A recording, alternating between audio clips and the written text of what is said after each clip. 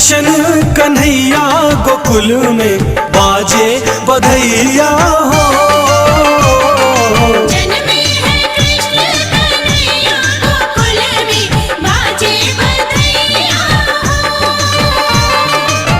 बाज बधैया हो बाजे बधैया, बाज बधैया हो बाजे बधैया।